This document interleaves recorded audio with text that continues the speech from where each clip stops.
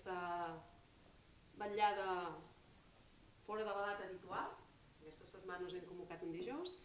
I bé, dintre del cicle Aula Oberta, que aquest any dediquem als jaciments arqueològics empordanesos, aquesta és la tercera sessió, i tenim amb nosaltres la Dolors Codina. La Dolors Codina és llicenciada en Història per la Universitat Autònoma de Barcelona, màster en Arqueologia Clàssica, màster en Antropologia, entre altres coses, gerent actualment d'una empresa que es dedica a la recerca arqueològica, l'Aula Recerca Arqueològica. També és membre des del 2003 com a arqueòloga i antropòloga de la missió catalano-francesa egípcia al jaciment d'Oxirring, a Egipte. Ha treballat a França, tant com a arqueòloga com fent feines d'antropòloga en diferents jaciments. I des del 1997 també ha estat directora de diverses excavacions a Catalunya. No les diré totes exhaustivament, però sí que algunes de les que tenim més a prop, perquè ha estat directora d'excavacions a Sant Quirze de Colera, a Sant Pere de Rodes o de Roda, al Castell de les Escaules, al Castell de Sant Pere de Ribes a Ribes de Freser, la Canònica de Santa Maria del Roure de Pont de Molins, el Castell de Rocabruna a Camprodon, etc. Ha participat en moltes campanyes arqueològiques arreu de les comarques gironines i d'altres llocs de Catalunya. És que podríem dir-ne moltíssimes coses, però és autora de més d'una setantena d'articles, ha col·laborat en la publicació de diferents monografies i en la realització de diferents congressos. Podeu veure la seva biografia i bibliografia penjada a internet, per si us interessa. Aquest vespre ha vingut per parlar-nos de les excavacions arqueològiques a l'entorn de Santa Maria de Vilanera, a l'Escala, un nucli situat a poca distància d'Empúries, i del qual en Quim Tremolades em va fer un parell d'apunts. Em va dir que hi havia aquest nucli allà a la vora que també formava part de tot aquest entorn que s'havia de veure també conjuntament. Per tant, esperem que ens dirà coses molt interessants que ens ajudaran a conèixer què hi ha més enllà de les restes d'un convent, què hi ha molt més enrere de tot això. Doncs bé, endavant, Dolors. Doncs res, moltes gràcies per la presentació. Res, dir-vos que hi ha una petita diferència amb el títol que us surt en el flyer, que és que no podem parlar de Santa Maria de Vilanera perquè a Santa Maria de Vilanera, com a monestir benedictí femení, encara no s'hi ha treballat i no s'hi ha fet res. Per tant, no us podem explicar absolutament res d'aquest tema. Llavors, en canvi, vaig canviar-ho per la intervenció arqueològica que estem fent en el mateix turó de Vilanera, que és la necròpolis del sector 3. És una necròpolis de cremació, és a dir, els individus s'inhumaven cremats, i també hem trobat darrerament, en les últimes campanyes, un túmul del Neolític mig. Primer de tot, abans de continuar amb la xerrada, toca fer una mica els agraïments. Aquest projecte s'inicia l'any 99, però sobretot els agraïments van dirigits a tota la gent que ens ha donat un cop de mà i que ens ha ajudat a partir de la campanya del 2016, que és quan es reprenen les excavacions a la necròpolis. Aquí teniu una mica els logos de totes les institucions que hi participen. Estem treballant a partir d'una subvenció que demana l'Ajuntament de l'Escala de municipis de menys de 30.000 habitants i al mateix temps, per la part neolítica, estem treballant en uns projectes quadriennals endegats per la GAUR en coordinació amb la Universitat Autònoma de Barcelona. Aquests projectes a GAUR de 4 anys els estem duent a terme des del quatrienni 2018. Fins ara, a l'actualitat, encara hi estem treballant. Un cop dit això, pels que no conegueu la ubicació de Vilanera, un moment que aquí, perdoneu, perquè ara no torna a anar la coseta aquesta. Si aconsegueixo fer anar el llapis... Sí, tu sí, però jo no. Ara. És que estic intentant... Ara. Una mica, per entrada, localitzar una mica on és la necròpolis de Vilanera. La necròpolis és aquest punt que teniu aquí, es troba en aquest turó de Vilanera, suposo que la majoria de vosaltres coneixeu el paratge, molt significatiu pel mas Vilanera, que és aquest gran mas amb una torre del 14 i tot això, i s'hi accedeix una mica des de la rotonda on hi ha informació i turisme de l'Escala, s'agafa la carretera que va cap al Bons i just en el primer trencant, acabat les cases, s'arriba per aquest caminoi d'aquí fins a la necròpolis de Vilanera. Una mica la relació entre el nucli de l'Escala i el nucli d'Empúries. Una foto aèria per situar la necròpolis. La necròpolis es troba aquí. Heu de pensar que tot aquest espai d'aquí són els aiguamolls de la zona del Bons, és aquesta zona inundable i aquesta zona on hi havia la desembocadura de l'antic Ter, una mica perquè veieu la relació amb Empúries i també amb el nucli de l'Escala. Fent una mica de retrocés en la història de l'excavació d'aquesta necròpolis, ens n'hem d'anar al 99-2000, quan el senyor Casamor i socis decideixen endegar la construcció d'un camp de golf i la construcció d'unes cases unifamiliars. El camp de golf ocuparia tota aquesta zona d'aiguamoll i la urbanització de les cases unifamiliars estarien a la banda sud del turó de Vilanera, que és just aquesta banda d'aquí. Aquí hi ha el Mas Vilanera i aquesta zona d'aquí seria la que s'ocuparia amb aquestes cases familiars. En el moment en què es decideix tirar endavant aquest projecte, el que es posa en marxa és una prospecció arqueològica. En què consistia aquesta prospecció arqueològica? Doncs es van fer un centenar de sondejos a fi de poder determinar si en aquesta part del turó hi havia restes arqueològiques o no. Es van localitzar 4 sectors, que són aquests que teniu marcats aquí. El sector 4, que és just a la cantonada on s'agafa el caminoi de la carretera cap al Bons, que és aquesta d'aquí, on es van localitzar una necròpolis del bronze inicial, també de cremació, molt petita. Després us ensenyaré unes quantes imatges. En el que vam anomenar sector 1, que són unes restes medievals amb un conjunt de sitges, que de fet encara si us hi passegeu en aquests moments encara són visibles. A l'altra banda del mas, en el sector 2, tot unes parets de crono romana amb algunes sitges amb enterraments a dintre. I ara el que estem veient és que ja en aquests moments es havia detectat alguna fossa d'aquesta crono neolítica, però que en aquells moments la vam donar com a prehistòrica sense poder afinar més. Llavors, en la zona en la que ens centrarem en la confe d'avui és aquest espai d'aquí, que és el sector 3, que és la gran necròpolis del turó de Vilanera. El sector 4, aquest que teníem a la cantonada de la carretera, van sortir aquestes tombetes, bronze inicial, no arriben ni a ser fosses, són diaclasses de la roca on hi encabien una petita urna, que és aquesta peça d'aquí, veieu, aquí es veu millor, potser falcada per una pedra o per una mica de roca mateix. Llavors, en el moment en què es van excavar aquestes urnetes, els ossos que es van trobar dintre formaven part d'una incineració, però molt poc cremada. Després ho veureu en relació a les del ferro primer, que són les del sector 3, com la diferència de cremació és molt evident. Aquí no arriba a un alt grau de temperatura, sinó que els ossos presenten un aspecte carbonitzat, més grisós negrós que no pas blanquinós.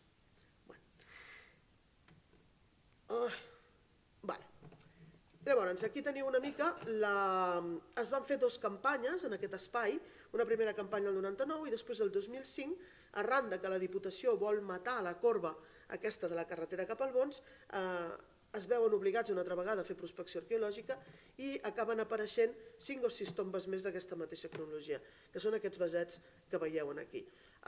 Aquí és una ja d'aquestes urnes refetes, restaurada, i són d'un tipus que anomenem mallacià, que provenen de la necròpolis francesa de Mallac, que tenen com a característica aquest tipus de decoració, amb greques, com si fossin gregues. Us torno a posar la mateixa imatge i ara ja passem al sector 1 i al sector 2, ens els saltarem perquè ara aquí no ve el cas, i passem a l'altra gran necròpolis que se situen aquí. Aquesta necròpolis no es coneixia, és una de les poques necròpolis del voltant d'Empúries que no era coneguda i la veritat és que va ser un atzar dels atzars que va fer que el sondeig número 57 punxés aquesta estructura funerària que veieu en aquesta imatge. Això és la urna i els vasos que l'acompanyaven. La resta de sondejos d'aquest sector van donar tots negatiu.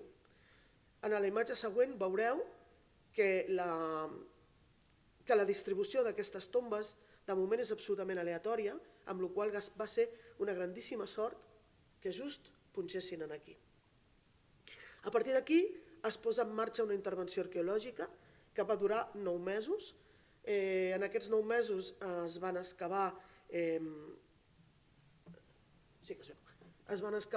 les tombes que veieu aquí, totes aquestes, en total gairebé un centenar de tombes. Sí, van ser 9 mesos, Déu-n'hi-do la feina que es va poder fer.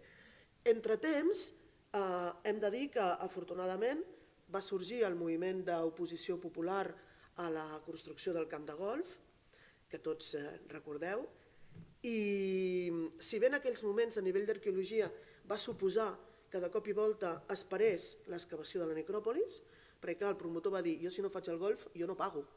Per tant, això va quedar parat, però afortunadament pel paratge i pel que hem pogut fer després, doncs la pressió és un dels pocs casos pel que sabem que la pressió popular i de l'associacionisme ha frenat un projecte d'aquesta envergadura.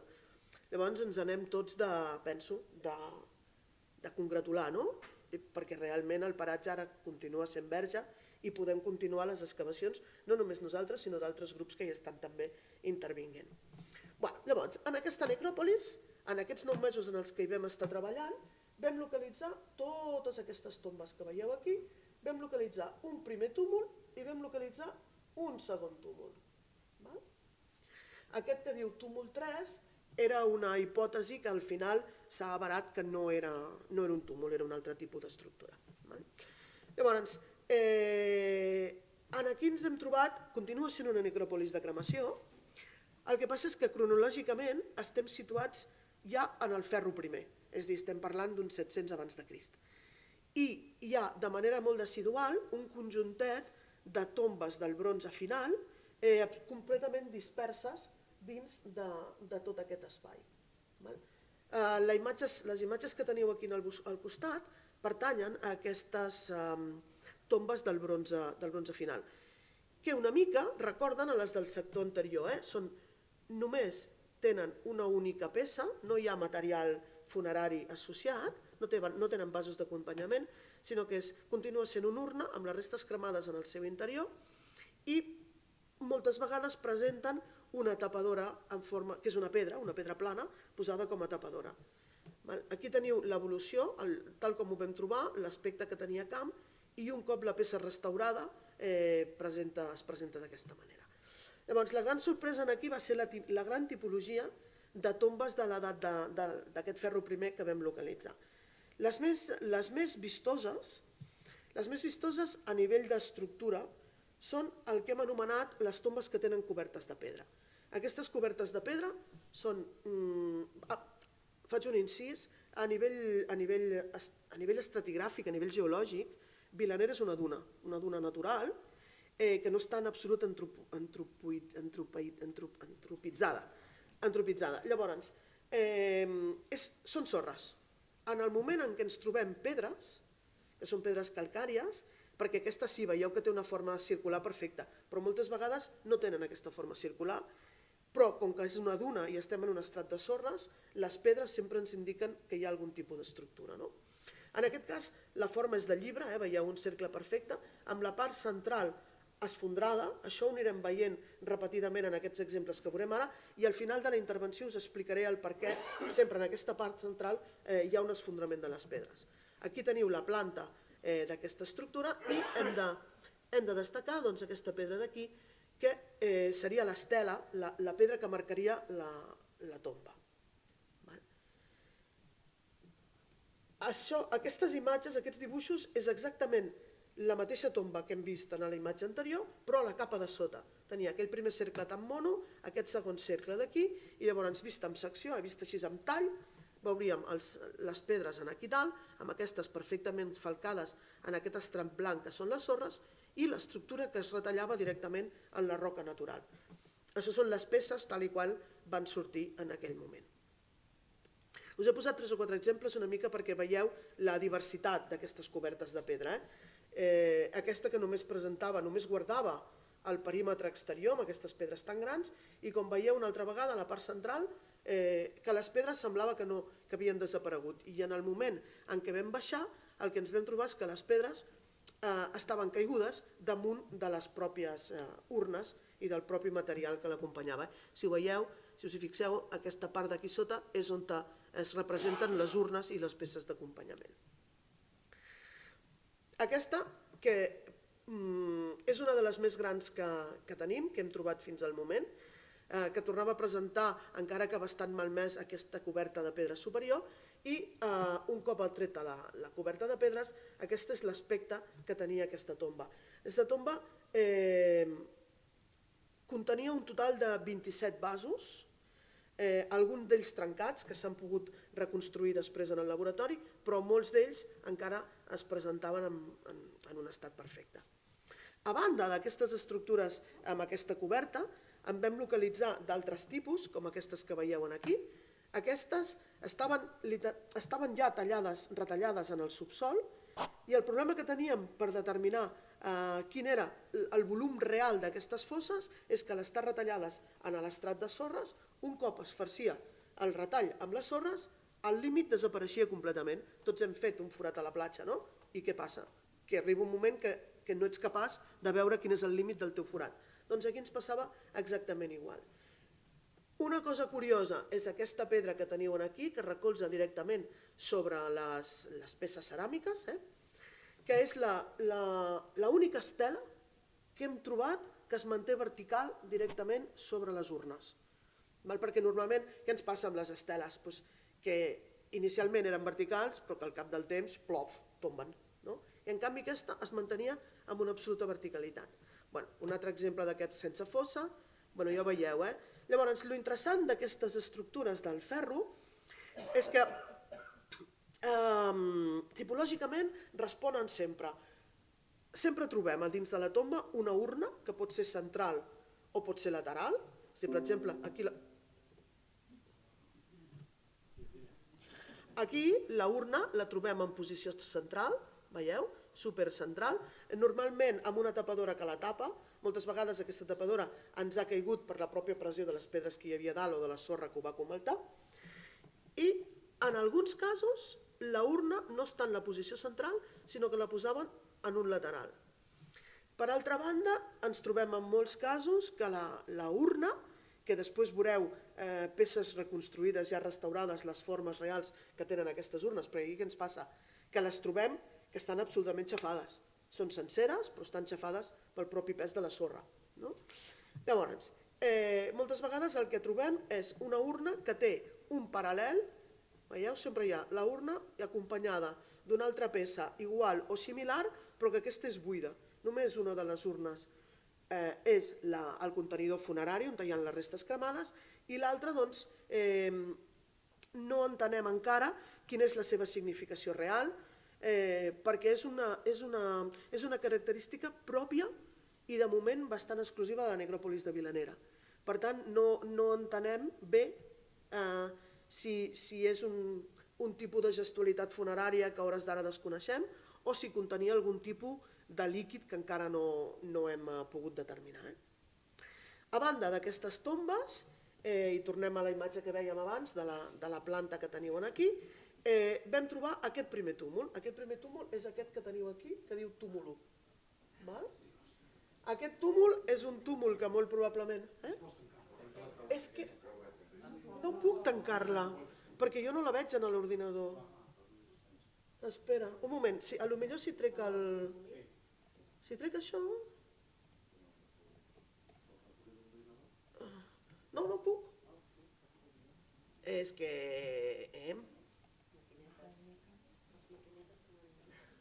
A veure... Ara,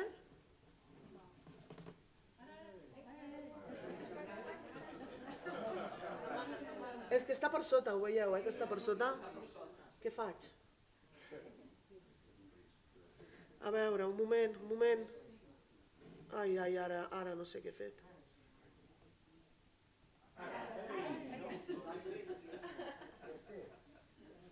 No sé, però ara a mi m'ha desaparegut el power. No puc? No em deixa fer res? Ja, és que fa molta nosa,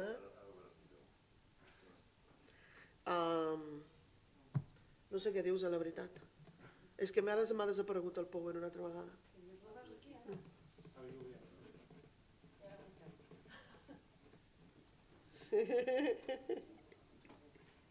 A veure...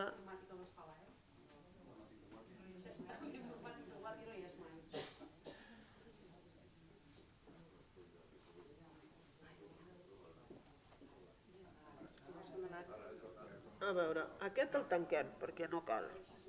Aquest el tanquem.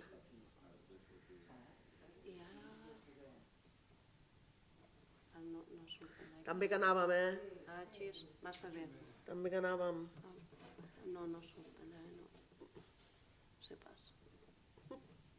No, aquest no va, sí, aquest va. Ara passava per sobre. Ara sí que passava per sobre. Ara.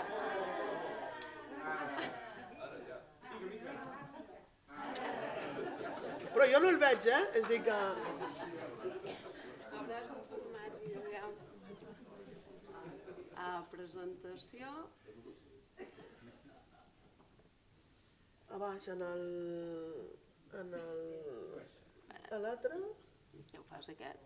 No, el que sembla com un... Aquest. Aquest és la presentació. Ara. Ai. Bien. Bueno, és igual, jo no el veig, però anirem fent, Bueno, doncs aquí teníem aquest túmul 1, que és un túmul que probablement podem adscriure o al bronze final o al ferro primer. Això en realitat té un radi d'uns 4 metres i l'únic que vam trobar és aquest espai central, amb aquesta forma de cista, amb aquesta caixa de pedres, de lloses, que havia estat rebentat per una fossa moderna, molt probablement del pagès quan això es conreava. En aquesta cista només vam localitzar un colín de ceràmica amb 4 restes cremades a dintre i és per això que no podem adscriure-la ni al bronze ni al ferro, perquè malauradament per poder datar les peces ceràmiques el que ens va bé són les vores, són les parts de dalt. Els culs, com que són plans, no ens donen cap informació. Però bueno, en tot cas teníem aquest primer túmul, que és l'únic d'aquestes característiques que hem trobat de moment a tota la necròpolis.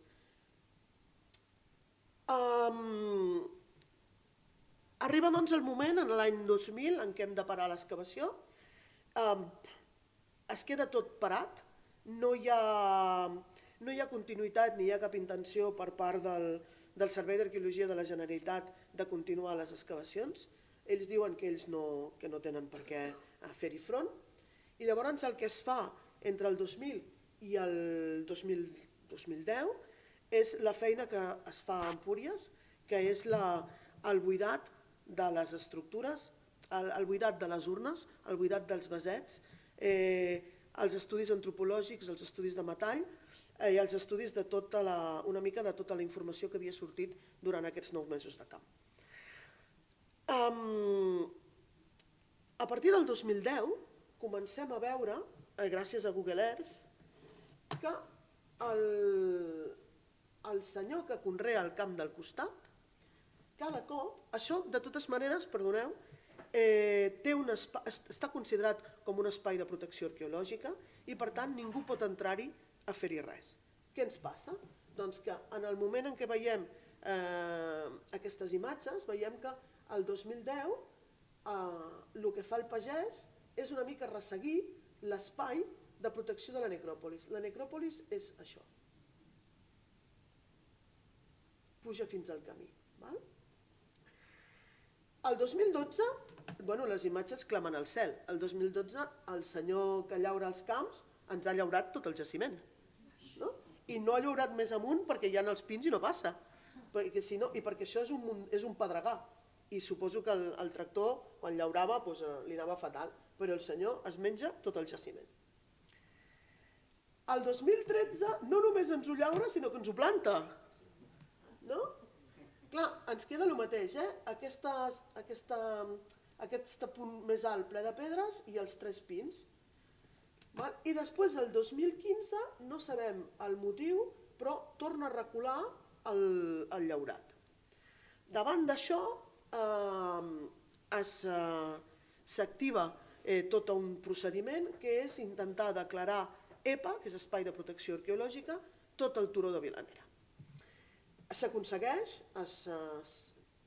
passa a ser zona arqueològica i tot això que veieu aquí és la zona que ara mateix està protegida. És a dir, passem, nosaltres estem aquí, la necròpolis és aquí, passem que el senyor ens llauri fins als pins a que tot aquest espai que ocupa gran part, ocupa tot el turó i gran part de la zona d'Aiguamolls, això és el Mas, Mas Vilanera està aquí, doncs passa a tenir aquesta protecció. Què ens passa? Doncs que al tenir una protecció específica ens podem demanar la subvenció de menys de 30.000 habitants, perquè un dels requisits és que el jaciment ha de tenir algun tipus de protecció. Demanem la subvenció, ens la concedeixen i a partir del 2016 tornem a excavar allà on havíem parat el 2000. El primer gran objectiu era la delimitació del jaciment. Recordeu, això és la planta que hem anat veient tot el rato, partíem una altra vegada d'aquí. Aquestes grans línies blaves són les rases que fem nosaltres amb una màquina grossa, amb una retro, i trobem estructures funeràries aquí i aquí. És a dir, que tot això d'aquí és ple de tombes. Tot. Ara veureu, aquí ja hem excavat una mica més i aquí també, però encara estem lluny d'aquests marges tan bèsties. Sí, l'espai que ocupa la necròpolis és una brutalitat. A banda de la delimitació, el que ens havíem plantejat era l'excavació del túmul. No del túmul 1 que el teníem aquí, que ja l'havíem fet, sinó l'excavació del que havíem anomenat túmul 2. Això era tal qual quan nosaltres marxem, el 2000, nosaltres vèiem aquest límit aquí, vèiem aquest límit aquí dalt i vèiem que aquí hi havia com una mena de cambra. El que passa és que no l'havíem pogut excavar en absolut i desconeixíem completament cronologies i tipologia.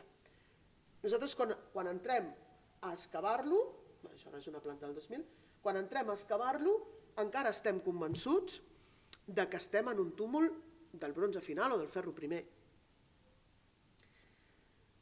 En el 2000, quan abandonem el jaciment, obligatòriament la Generalitat ens fa tapar amb plàstic i amb terra tot el que havíem excavat. Per tant, la primera gran feinada que tenim quan reprenem les excavacions és treure a mà tota la terra, localitzar els plàstics i tornar a obrir el jaciment. Aquí ho veieu, l'extensió del plàstic, tot això fet a mà va ser horrorós. Vam treure-ho tot i aquí vam començar a delimitar una altra vegada aquella cambra central que ja havíem trobat. Aquesta és la imatge on veiem aquesta cambra central i on veiem totes les pedres, tot l'anell superior que acompanya el túmul. Aquí una imatge amb una mica més de perspectiva. Llavors vam decidir que començàvem a obrir l'espai aquest central. La nostra gran sorpresa va ser que baixant aquest gruix de 40-45 centímetres de sorres aportades va sortir una altra capa de pedres de túmul inferior, que són aquestes que veieu aquí, i aquí ja vèiem que sortia com aquest anexe, com aquesta berruguilla, aquí, que no enteníem quin era el significat d'això. Aquí ho veieu, això està fet a partir de fotogrametria, és l'ortofoto, que veieu aquesta mena d'apèndix que surt aquí ens havia sortit ja una primera tomba i aquest nivell inferior del túmul de pedres. Lo interessant i lo curiós una mica és aquest anell superior del túmul, que si veieu, jo crec que sí que es veu, les pedres que formen aquest anell superior són grogues i vermelles. Aquestes pedres no són les locals, la pedra local de Vilanera és una calcària, que seria aquesta d'aquí. En canvi, totes aquestes pedres són forànies, venen de fora. Hem estat fent arqueologia experimental per intentar veure per què es queden vermelles i han estat sotmeses a una acció indirecta de foc. És a dir, hem agafat pedres d'aquestes, les hem hem fet durant tot un mes de campanya, les hem tingut al costat del foc, les que estan a dintre del foc han explotat, i amb la qual cosa res de res, i les que estan a segona línia són les que agafen aquesta coloració vermellosa que veieu per aquí. Amb la qual cosa això ja té tot un treball i tota una estructura, no és només una acumulació de pedres. Bueno, clar, aquesta imatge, ara aquí es veu molt grossa, és aquesta mena d'apèndix que es veia, i jo, sorpresa, quan l'estàvem baixant, aquí ja vam començar a veure que teníem el crani d'un individu inhumat, que el veieu aquí. Vam treure les pedres de coberta, aquí ens va començar a sortir l'individu, si veieu, el crani que hi ha aquí, el braç, i aquí ens sortia una cama, i la tercera imatge tal qual estava. Què ens passa? Aquí ja tenim claríssim que no estem en un túmul ni del bronze ni del ferro, perquè en aquestes cronologies no s'inhuma. Tenim inhumacions, però són de tipus principesc, i mai haguessin estat en un dels laterals, sempre en la zona central del túmul. A banda, aquest individu anava acompanyat d'un petit triangulet de sílex, que és supercaracterístic del neolític. Aquí ja ens vam començar a preocupar, la cosa ja realment no... cronològicament estava agafant una envergadura i una volada que no tenia res a veure amb la necròpolis del ferro. Demanem una reunió amb l'Ajuntament, amb la Generalitat, venen els tècnics de la Gene i ens diuen: aprofitem que en l'espai central d'aquesta segona capa de pedres no hi ha res i fem un sondeig, a veure què passa. Fem aquest sondeig, que és això que veieu aquí, que és un sondeig una mica, no és un sondeig regular, és un sondeig que una mica s'acondiciona amb les pedres que teníem per dalt, i la sorpresa va ser que al cap de, ja ho veieu, d'una altra capa de 40 centímetres de sorres, ens comencem a trobar una llosa de pedra calcària immensa, coberta per tot aquest munt de pedres, que cremada, que un cop tretes les pedres de dalt, ens surt en aquest lateral un altre gruix de pedres, aquí un altre gruix de pedres, que més tard veurem que són les cobertes d'altres inhumacions, i aquí ja vam trobar la pedra vertical que tapa l'estructura que funciona amb la llosa gran que tenim aquí darrere. Aquesta imatge l'hem posada perquè aquí, si veieu aquesta pedra que és absolutament plana i que no té res a veure amb les del voltant, és una estela en forma de cap de bòvid, la veiem així plana, és a dir, aquí hi hauria el morro i això serien les orelles. Són molt típiques d'aquesta fase neolítica. Se'n va trobar una de molt iguala durant les obres del TGV aquí al costat de Vilafant. Són supercaracterístiques. Lo interessant és que l'hem trobada in situ, que no s'havia mogut tal qual la van deixar.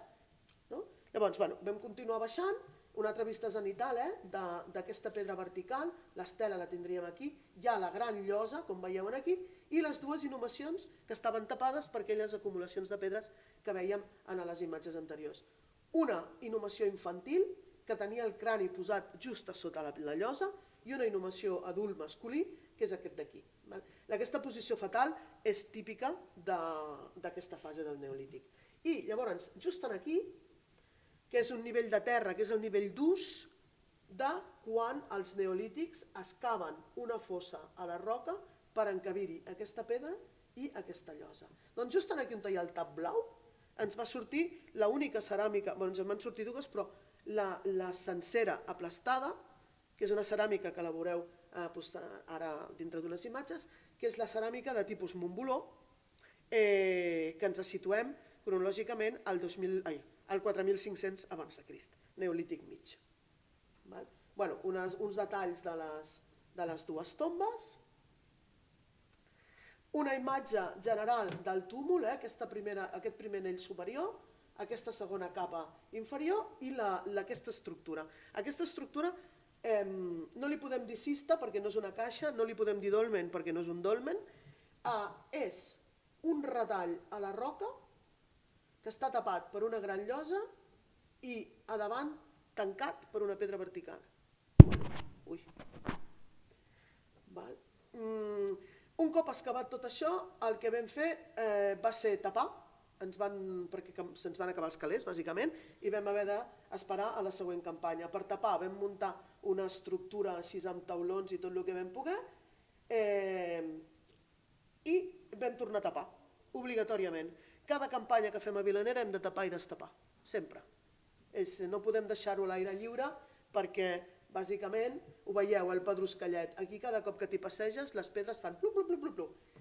I llavors obligatòriament hem de tapar. La qual cosa és una mica...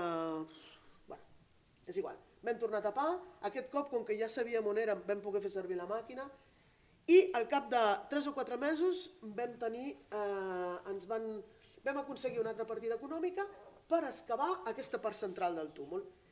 Aquí vam començar, ja havíem tret les dues inhumacions i ara es tractava d'excavar aquí dintre per veure què passava a sota la llosa. Va venir una grua, vam aixecar la llosa, són 3 tonelades de pedra, la vam aixecar, la vam deixar a banda per veure si hi havia algun tipus d'esgrafiat o alguna cosa, no hi havia absolutament res. I què ens passa? Ens surt una primera capa de pedres i per sota d'aquesta capa de pedres nosaltres pensàvem que tindríem l'individu amb els collarets, la calaïta, i no, vam trobar això. Això són els peus d'un individu. Els peus, us heu d'imaginar que aquesta forma és un farcell, seria un farcell que els senyors neolítics, quan venen aquí, fan tota aquesta estructura i fan tot aquest túmul per enterrar uns peus d'un senyor. No hem trobat res més. I els peus no es van descomposar aquí, sinó que això ja venia de no sabem a on, perquè el que trobem, aquí tenim un tros de tíbia, aquí tenim restes del talus i del calcani, trossos de la fíbula i algun element dels dits dels peus. Un piló d'hipòtesi, no? En algun lloc d'Europa potser hi ha el cap, no ho sabem. A nosaltres ens van tocar els peus, vull dir, ho dic d'aquesta manera frívola, però és molt interessant perquè ens està dient que aquesta gent van fer un esforç brutal per fer aquesta estructura funerària, per enterrar-hi uns peus que venien de vés a saber tu on, però prou importants per ells com a grup com per muntar-li tota aquesta infraestructura. Aquí veiem claríssimament el retall aquest a la roca que us deia. Aquesta és una imatge de l'aspecte de fa un parell de campanyes del túmul. Aquí encara veiem la zona central. Això ja ho estem fent a dins del projecte quadriennal amb la UAB. I llavors, una mica per destacar aquesta imatge, aquí tindríem el túmul 1, i aquests forats que veieu aquí són aquestes tombes del ferro que ocupen l'espai de la vessant de pedres del túmul. No n'hem trobat cap a dins de la cambra. Les tombes estan sempre en aquestes vessants d'aquí. El túmul ens arriba fins aquí. És a dir, tenim la seva extensió per aquesta zona, la tenim perfectament delimitada. Ens falta acabar de delimitar una mica aquest espai d'aquí, que encara veieu que es veu la passada de la màquina i encara no hi hem arribat. I el problema ara està en saber si la vessant que tindria per aquí darrere ens n'aniria per sota el camí o ens passaria a l'altra banda. Ahí estamos. Aquest és el vas Montboló, és un vas que també es diu de bigotis, perquè té aquesta mena de nanseta, no és una nanseta, és com un apèndix que té aquesta forma, típic d'aquest 4500. A nivell de carboni 14, la utilització del túmul ens dona una forquilla entre el primer i l'últim mort de 500 anys. És a dir, que aquest túmul s'està utilitzant durant 500 anys, cada cop un individu. Cada cop un individu, és a dir, que tenen aquest grup neolític torna a Vilanera i torna a enterrar en aquest mateix espai. L'últim individu per carboni, l'últim que tenim datat és l'individu infantil que veieu que tenia el cap a sota la llosa, el qual vol dir que en el moment en què van enterrar aquest nen van fer un pou i van ficar l'individu fins a dintre. És l'últim. No descartem que hi hagin més individus, perquè encara no s'ha obert tot. Vull dir que estem en aquesta fase d'expectativa encara. El 2016 també reprenem l'excavació de les tombes i ens anem situant aquí baix, aquests cercles verds. Continuen tinguent la mateixa tipologia que tenien en el 2000, l'únic que trobem estructures molt més grans a nivell de material que contenen. Veieu aquesta d'aquí, Aquí tornaven a haver-hi 17-18 vasos amb una urna central molt i molt grossa. Aquesta d'aquí baix amb una estela que encara es mantenia in situ però ja tombada pels propis treballs. Penseu que aquestes tombes estan a un pam de l'herba i aquí hi havia passat el senyor que llaurava. Vull dir que encara no entenem com es conserva tan bé tota l'estructura. Llavors, què ens passa? Vilanera té una dificultat molt gran, tot i que sembla que és molt fàcil de treballar-hi i d'excavar-hi, perquè dius, home, un cop trobes la fossa, carai, la tomba és a dintre, plis-plas, no? És fàcil. Doncs no, aquesta tomba és aquí. No es veu res. No es veu absolutament res, no hi ha límit, no es veu res. Dius, una pedra. És a dir, que és a mesura que anem repelant i anem arribant a roca, que de cop et surt un petit trosset de ceràmica que et porta a trobar tota aquesta tomba. En aquest cas, veieu, això és la tapadora i és una d'aquestes urnes que estava posada en un lateral. Un parell d'exemples més, d'aquestes amb una urneta central, els 3 vasets d'acompanyament. Aquesta forma part del ferro, del bronze final, que només té una peça. Una imatge així zenital de com és la dispersió d'aquestes tombes. Veieu, aquí estàvem excavant aquesta i aquesta d'aquí, i en canvi aquestes ja estaven excavades i buides. Més que res també perquè us pugueu fer una idea quan us deia el sondeig 57 que han trobat una tomba. Doncs imagineu-vos, veieu tots els espais buits que hi ha? Doncs quina sort anar a petar en una tomba, no? Perquè, ostres, si haguéssim fet el sondeig aquí, no l'haguéssim trobat. Una altra de les característiques de la necròpolis de Vilanera, que cada cop s'està caracteritzant i s'està donant a conèixer, és, a banda de per tots els seus materials ceràmics a mà, que són impressionants, és perquè en determinades tombes que són molt més riques trobem materials fenicis. Materials fenicis d'importació, no és que vinguin del Líban fins aquí, sinó que venen del sud peninsular, probablement de la zona cartaginesa. Hem estat fent analítiques de pasta que ens donen aquesta procedència, però sí que són peces tipològicament fenícies. Per exemple, en aquest cas d'aquí vam excavar aquesta tomba que en superfície es veia això. Són les pedres de la vessant del túmul i de cop aquí, pam, una nansa aquí i una peça absolutament trencada. Això forma part d'una tomba molt grossa que tenia la urna, que la urna era una àmfora fenícia. 2 imatges, aquesta és la pròpia àmfora fenícia, amb aquest vas d'acompanyament, completament rodejades per les arrels del pi que teníem a dalt. Aquest forat que veieu aquí és on hi havia encaixada la urna, perquè la vam haver d'excavar in situ a camp perquè va ser impossible extreure-la.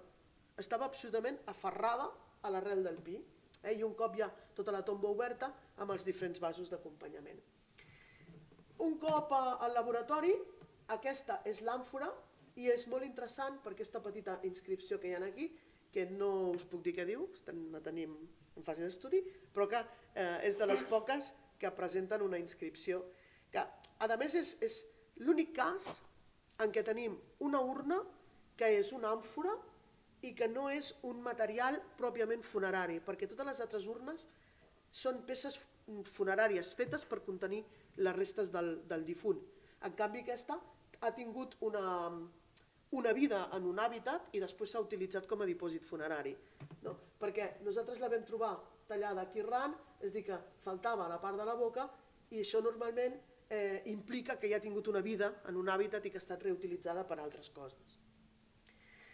Totes aquestes urnes, què fem quan acabem l'excavació de camp? Doncs ens anem al laboratori i aquí comença la fase encara més lenta i més complicada, que és la microexcavació d'aquestes peces. Les peces ens arriben així, embolcallades com un caramelito amb flim, i llavors es tracta d'anar traient el flim i d'anar excavant microexcavació de capa per capa per capa fins que s'arriba a trobar o els materials que hi ha a dintre, tant ceràmics com en aquest cas, que es veu el vaset, com metàl·lics, aquest ganivet, per exemple, aquest botonet de bronze, aquesta és aquesta peça d'aquí. Una altra excavació d'una d'aquestes urnes, que encara contenia la tapadora, veieu, ens arriben senceres però molt esclafades, en molt mal estat, i llavors es tracta d'anar fent puzzle. Vas traient la gassa, en aquest cas, vas traient els fragments de tapadora fins que arribes als vasets que s'han dipositat a dintre com ofrena.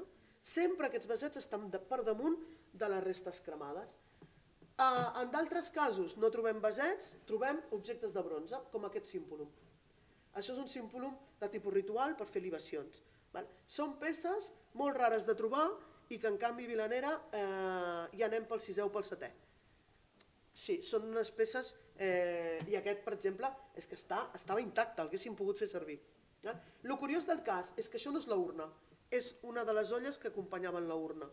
Que això és molt raro perquè normalment els símbols els trobem en la tomba fora de les peces. Però bueno, en aquest cas era aquí. Els ossos cremats, aquí una fíbula, un ganivet, i aquesta és la foto del ganivet aquest d'aquí, i la fíbula aquesta d'aquí. Aquí encara sense restaurar. Ara la majoria d'aquests metalls estan en procés de restauració. Aquesta, que ja la tenim restaurada, és una sivella de tipus fleurí, és una sivella freqüent en el món gal, en el món francès, però que en canvi en el nostre territori és molt raro de trobar-la. Al igual que els símbolums, ja en tenim 5 o 6, són de bronze, sempre, i les trobem en l'excavació de la urna. Això és una foto molt de prop, però penseu que això està dins de la urna, està dins del recipient ceràmic. Això blanc són tots els ossos i veieu el bronze aquí com surt i com queda un cop restaurat. És una sivella de cinturó, aquest tipus de peça. No només tenim metalls, també tenim algun tipus de malaco, de petxines, amb aquests forats aquí utilitzats com a penjoll. Les restes humanes, el que fem amb les restes humanes es netegen i s'estudien. Això és l'aspecte que tenen les restes cremades. Ara sabem que quan ens donen una urna, a dintre només hi ha pols. Però és perquè només hi ha pols perquè la gent pensa que no ens poden donar els ossos perquè ens ho agafaríem molt malament, no? Però en canvi en aquests moments ells agafen els ossos, recullen els ossos, recullen els gabinets, recullen els ferros i els bronzes que s'han cremat amb l'individu i els posen a dins de l'urna. No obstant, el que estem veient és que els ossos els renten. No agafen els carbons i ho posen a dins de l'urna, sinó que hi ha un procés de triatge i de neteja perquè quan arriben a dins de l'urna i nosaltres els excavem, estan absolutament nets i sense cap traça de carbó. És difícil fer l'estudi d'aquestes restes, és molt difícil poder-les sexar, costa moltíssim, és a dir, poder donar un sexe i una edat a l'individu cremat. No obstant, a vegades sí que surten fragments que són absolutament reconeixibles i que en aquest cas vam poder veure que tenia signes d'artrosi cervical, allò que s'enganxa al coll, doncs això. I forma part, és a dir, això és aquest fragment d'aquí i aquí és el fragment de darrere on s'encaixa això, que a nivell estem parlant just de les dues primeres vèrtebres que s'encaixen amb el crani. Això ens ho passem, us ho he posat una mica perquè és en aquests moments on som d'individus masculins, femenins, infants, adults i tot això, però no és el definitiu perquè encara estem en fase d'estudiar les últimes que ens han sortit.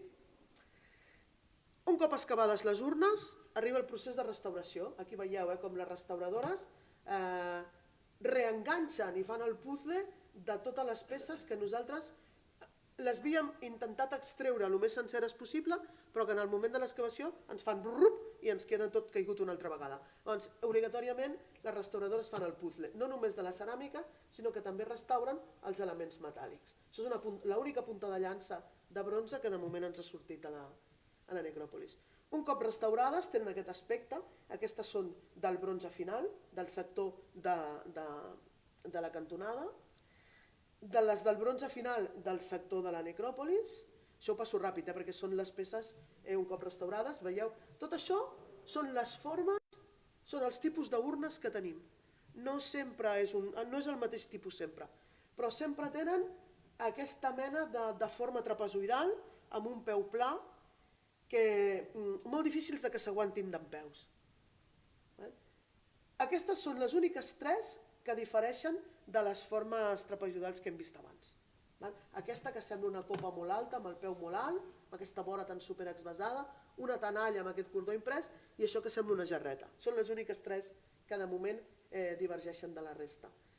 Què tenim més? Aquests bols plats, plats tapadores, bols amb nansa, sense nansa, petits, menys petits, ulletes, jarretes, copes de peu alt i peces molt rares, com aquest cullerot de ceràmica, aquesta mena de bol de ceràmica oxidada amb aquestes decoracions de pintura blanca, aquesta mena de plata amb una separació central, com si fos un tàper,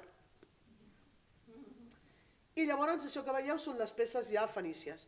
Són aquestes grans tenalles, els pitos, gairebé tots ells mantenen encara restes de pintura, les jarretes, els vasets, els bols, aquesta mena de plata amb aquestes nanses. Els elements metàl·lics, les sivelles fleuries, la punta de llança, els símpolums, les fíbules, els aros, tenim una multitud de peces i sobretot tenim, fins que vam tancar aquesta campanya, ara fa 2 setmanes o 3, teníem aquesta tomba, que era la gran tomba de material fenici, que és la tomba número 9. En l'excavació, això és en el moment de l'excavació a camp, amb 2 grans pitos, un pito més petit i unes olles i una plata, tot ell fenici, amb un ou d'estruç pintat i xafat i tallat en forma de bol, un símbol i encara algun altre element que en aquesta foto no es veu, però que teniu representat tant en aquesta imatge d'aquí com aquesta d'aquí. S'ha fet aquesta recreació, està al museu, i llavors això són la totalitat de les peces que contenia aquesta tomba. El més espectacular, doncs realment l'ou d'estruç. L'ou d'estruç és una peça que quan vas a Eivissa en tenen moltes, però que quan vens a casa nostra no n'hi ha ni una, només hi ha aquesta. I a més amb el plus que es conservava la decoració de pintura blanca. Això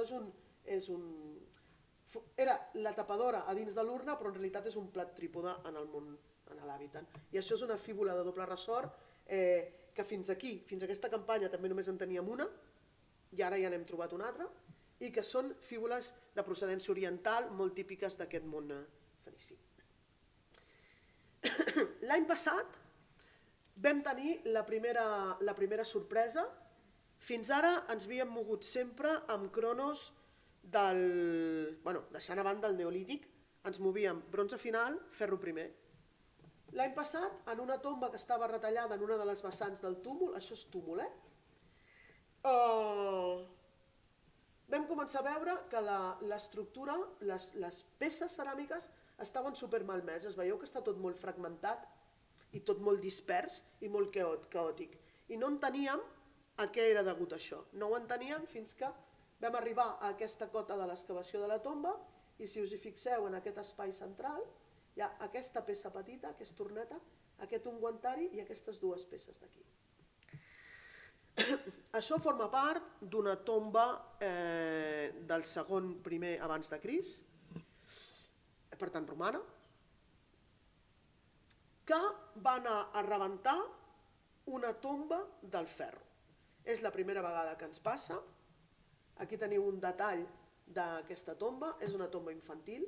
Això és l'urna d'aquesta tomba, contenia les restes d'un individu infantil. I per tant vam incrementar la cronologia del jaciment. Ara ja tenim, a més, una fase romana. De moment, només aquesta tomba tenim.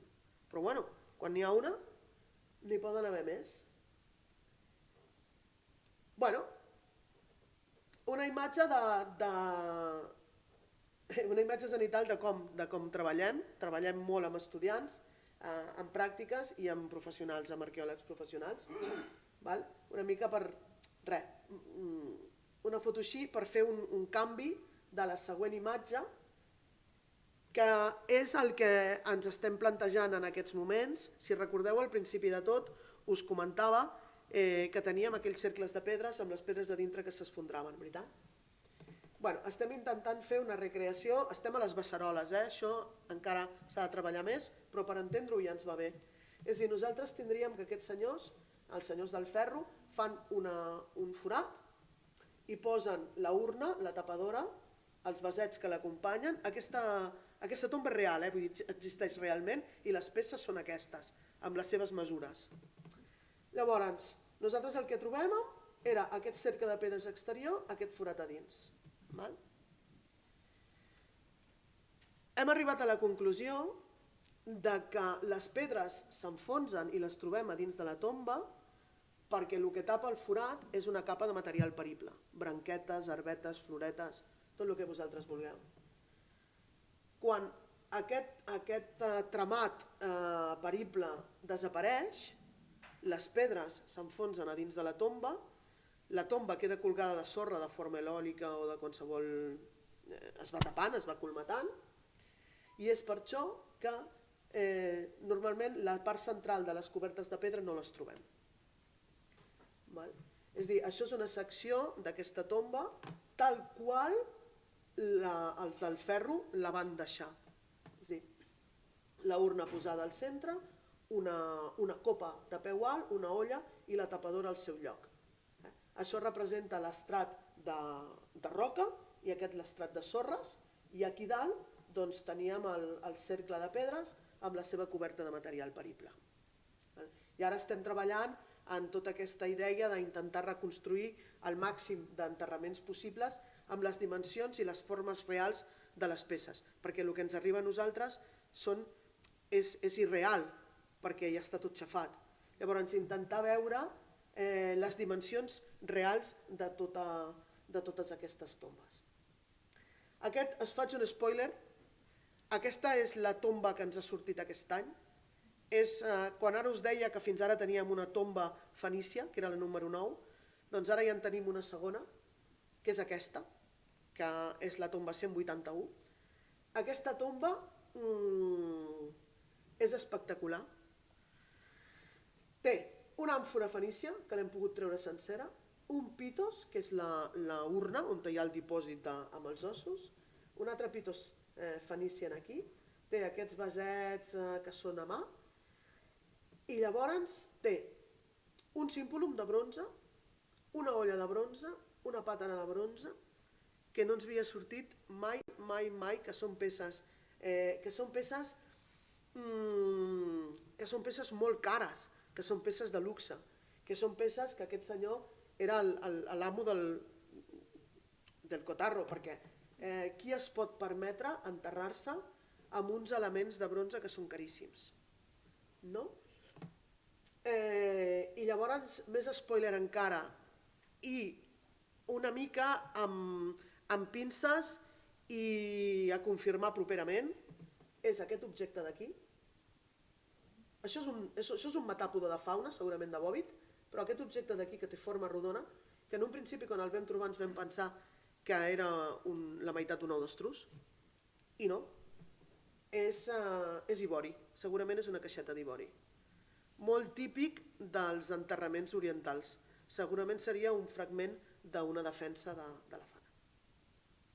Excepcional, no n'hi ha cap altre en context a dins d'una necròpolis del ferro amb aquest tipus de material. Llavors, això segurament, no us n'ensenyo més fotos perquè ara hem d'esperar que la Generalitat ho faci la nota de premsa, bla, bla, bla, bla, bla, però sí que us he volgut ensenyar almenys una imatge per fer una mica de dentetes per la propera conferència en què ja podrem explicar tot això, perquè penseu que entre el que ha sortit en aquesta tomba i el que ha sortit en una altra tomba que estaven als túmuls, tindríem per xerrar com 2 hores. Sí, vull dir que llavors és realment excepcional. I llavors això, que ara aquí no s'entén de res però que no el puc activar, això és un vídeo, però que com no lo veo no li puc donar el play. És dir, que era un vídeo, 30 segons, de com, de lo que costa treure les peces quan tens una tomba d'aquest estil, de com les enflimem, de com s'han d'extreure i tot això. I em sap greu perquè eren 30 segons, però era un vídeo simpàtic, però que no el puc activar perquè és que no el puc activar. Ai, espera. Espera, espera.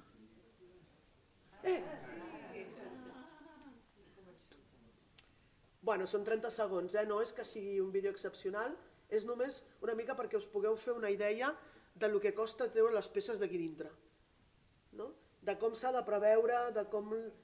Això penseu que és ple de terra, això pesava com un mort. Aquests dos nanos, que són molt valents, i no hi havia manera que ho aixequessin. I que... Sí, només per aixecar, només per passar el flim per sota, ja era un drama. Sí. Sí, i ens va sortir bé, va sortir sencera i l'hem pogut excavar sencera. I no hi havia res a dintre.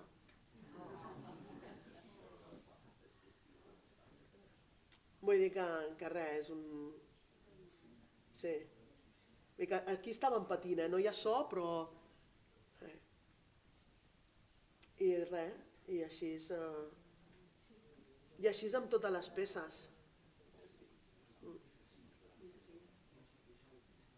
Ja ho veieu, és un procés que és molt lent, que... Sí. Bueno, ja està, I res més, i preguntes?